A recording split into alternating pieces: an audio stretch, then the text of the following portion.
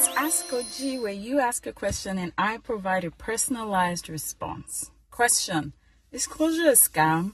Should I take my L in peace, or is my need for validation masking as a need for communication? That's a good question.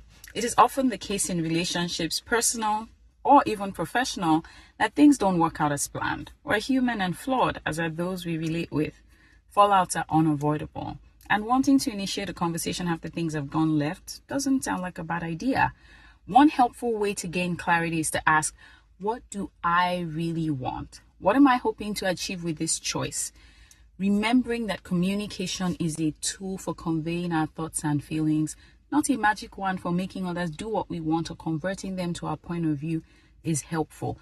If it is your goal to have your voice heard and your point of view expressed, then conversation can help with that. If your goal, though, is for the other person to accept your version as the only true one, regardless of how they feel, and then they see that they're wrong and you were right and apologize to you, what do you do when you don't get that outcome?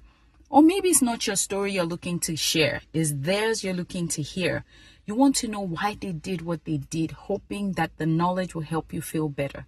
Again, nothing wrong with wanting that. Wanting to get closure is great. However, predicating our well-being on the actions or acceptance of others is a recipe for perpetual unhappiness. Other people's behavior will always be outside of our control. Also, people are allowed to walk away from situations with a completely different interpretation from us, to believe what they want to, hold a different opinion the exact same way we are allowed to. And while it might matter to us that they understand our version of events and see things as we do, we have to be okay with that not always happening. I get it. Being misunderstood doesn't always feel good. You're a good person with good intentions and you want others to know that. Coming to terms with the reality that that's not always going to happen might not be the answer we want to hear, but it's the reality of relationships. So it's not so much that closure is a scam or that your need for it is invalid. What we should be asking ourselves is what we really want when we say we want closure. And does a conversation guarantee that outcome? And what do we do when we don't get that outcome?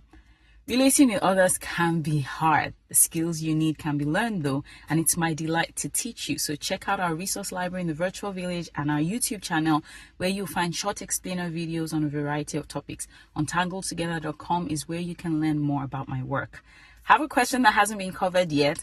Ask Coach G is how you get your questions answered by me. So head over to the virtual village, leave your questions in the village square, and you can get your own personalized video response. Thank you for letting me come along with you on your journey of becoming the improved version of yourself you desire and deserve to be.